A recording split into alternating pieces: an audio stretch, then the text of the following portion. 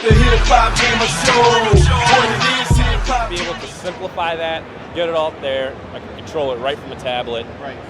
Would nullify the need for monitors, save me money, heartache. Because if one program breaks showing one thing up, I got to stop everything else in the process to fix it, which is a pain in the butt. And it's literally, it simplifies everything I have to do all in one box. And this is definitely going to be my go-to thing. I'm really excited about it. I really want to get my hands on it now because I want my desk space back. I want my monitors to go away. Yeah, exactly. I know. I talked to a few of the guys back in the Twitch booth. They were actually looking at this, and I know they were bringing guys over the other day and everything. I know that's definitely been a bit of a talk of it over there. And they definitely know who you guys are. And I think just from what you guys have, it's perfect for us. And I can see it just. You could do so much with it. It can just go anywhere. It's not just streaming. It's not just gaming. You can do pretty much anything. I could have my favorite football team playing locally to where nobody else on my stream sees it but me at the same time. So I'm not missing any more of my games or anything like that. Or, I can see people who have kids who stream. Throw the baby monitor up in there locally. Right. So where they can monitor the baby monitor while their kid's sleeping, maybe while they're streaming. And, nobody on the stream's going to see that, but they got that peace of mind, like, hey, I'm streaming, but, I got eyes on the kids, too. So, I mean, there's so much you can do with it. Hey, yo, what up, man? It's the one and only hip-hop-gamer, Hot 97, BET, GameStop. I'm about to make your heart stop 4 times during this interview. It's going to beat again, though. Don't get twisted. You're going to be alive.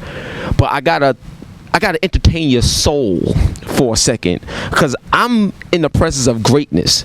I never seen this before, dog. Like, yo, Mark, I'm honored. I'm blessed. It's all about screens. First off, I always like to give the fans like a background on the person so they could appreciate, the soul and where it comes from. So let them know who you are, what you do, and why, why screens? Like, why do you feel it was needed for our industry? That's a great question. Thank you for having me, by the way. Oh, yeah. I've spent roughly 15 years in the video business prior to this. And I saw that basically content, gaming content, streaming content, YouTube, Hulu, ABC, Disney, it just goes on and on, Twitch, Twitter, everything, is overwhelming the consumer.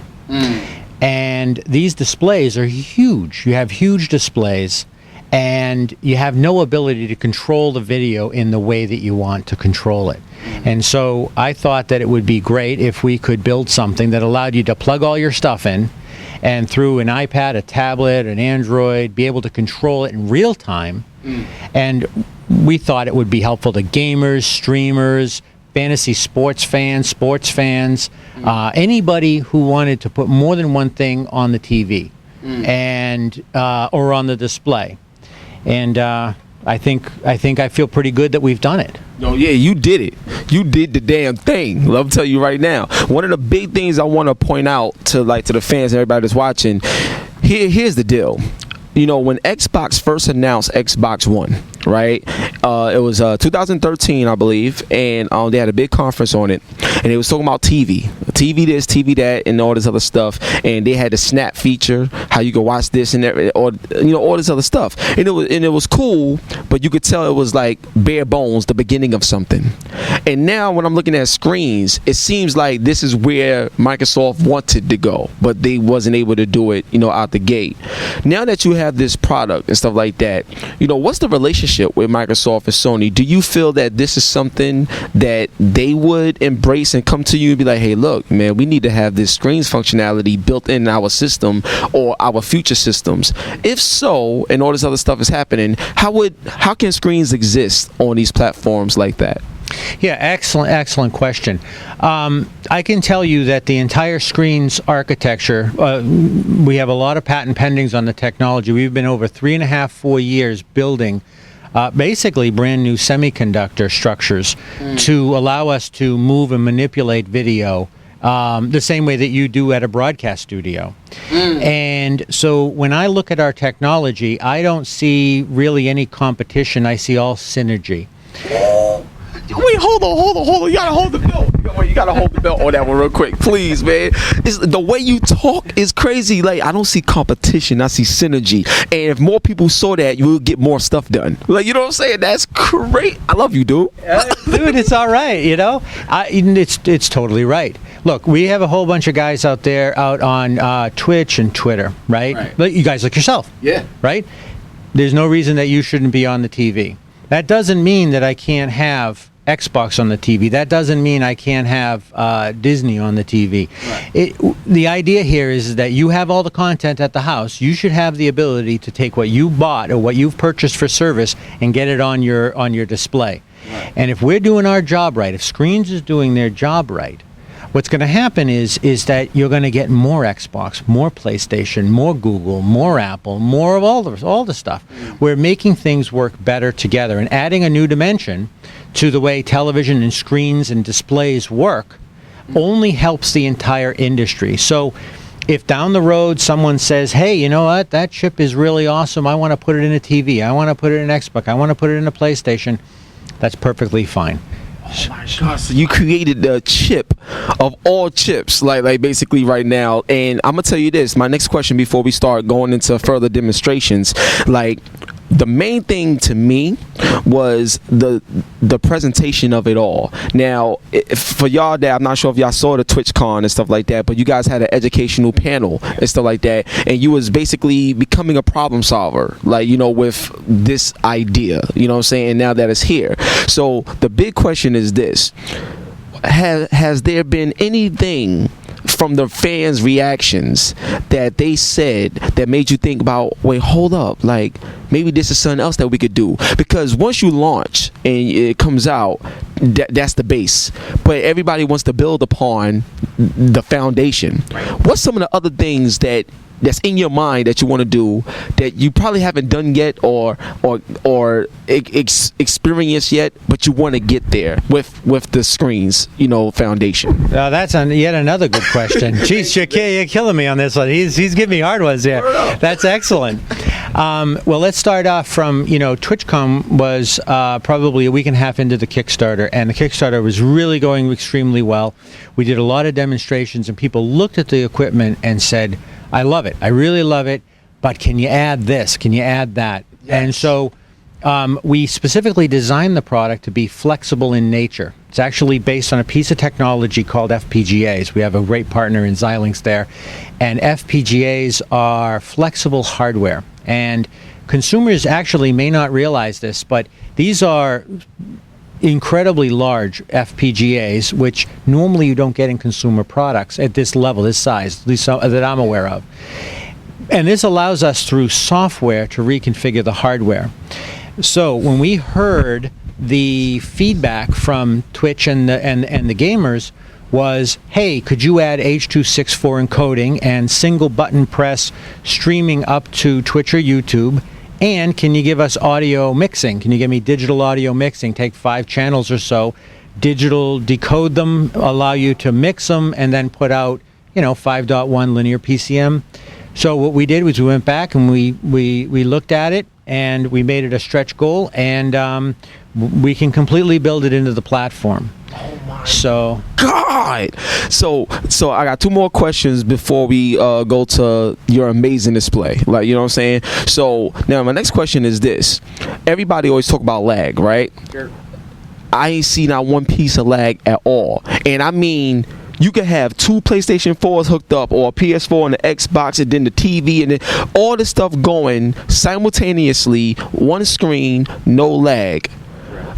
Are you human? Like you know what I'm saying? Like what the hell? Like what are you doing? Like that part right there, to me, it made me understand the ambition right out the gate. Like, you know what I'm saying? Yeah. Walk me through how this is possible.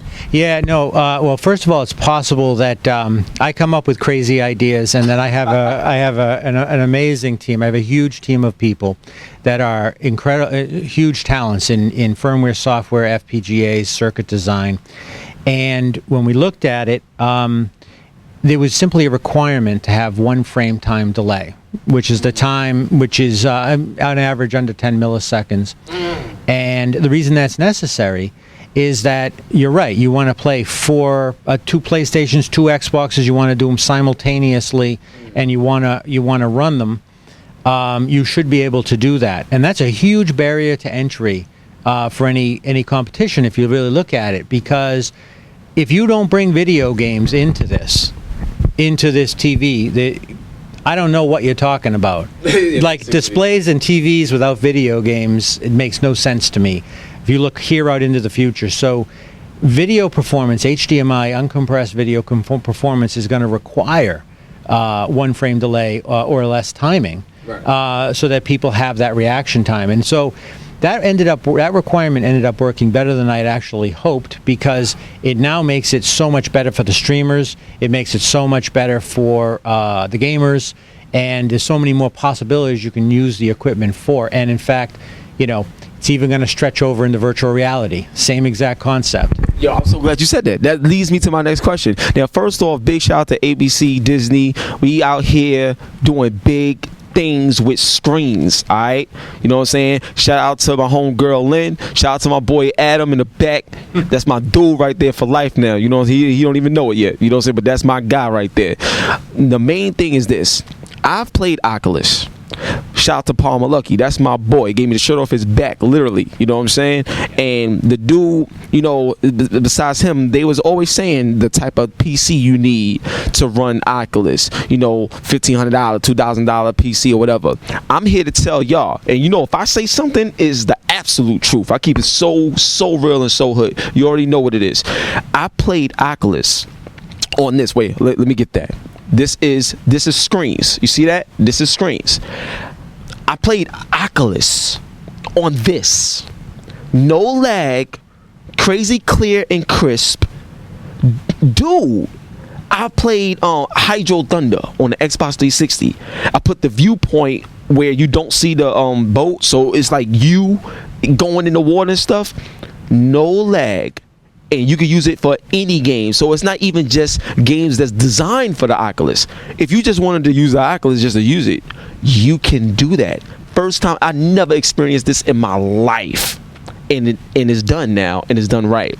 What I wanted to ask you, in terms of the Oculus, even the PlayStation VR, Samsung Gear VR, all this other stuff, can all this stuff be utilized too? Like how far does this production go, man? Well, again, a good question, and I should take a second to inform everyone in the audience and self. What we're doing with the Oculus DK2 is somewhat of a development type of system. Wow. Nothing is in field production yet for those devices. What we believe at Screens is what we've done is if you happen to have one of our Pro units, our 2 or a 4 Pro, and you're a developer and enthusiast, that's the sort of thing we'll give you the code to play around with the DK2. I think that what we're doing here is we're trying to change the arc of the technology of VR and help it in the same way we're trying to do displays. It's not displacing anything. What we're trying to say is that we can take any live HDMI feed and use our hardware to upconvert and shape it into VR headsets, and that allows us to increase the quality and the performance, and again save you from the PC. And if you want to use a Mac or you want to use a tablet and put that in for 360 video, that completely works. And because we have no lag or the 1 frame, it allows us to use live video cam. So that allows virtual or augmented reality in virtual reality. Oh, wait. I gotta say this there. You said augmented reality and virtual reality. Is that like, Lynn, was that like that GoPro thing that you showed me when I put, so let me tell you what, you gotta hold this slow. Let me tell you what happened real quick before we go to the joint. So they got 2 GoPros, right? And I put the Oculus on, right? And I was able to see the same way I see now, but it was virtually. Like I had to go reach and do this. I gave him a virtual hug in augmented reality with the Oculus on. I quit. Let's look. So we're gonna take a break. We're gonna come back and I'm gonna show you everything. I'm done. Peace, man. Anything you want to say to the people? Because I'm done. I know. I just thank you very much. This is a great show. All right, cool. I love you. I love myself. I'm done. Like God bless. Bye. Peace.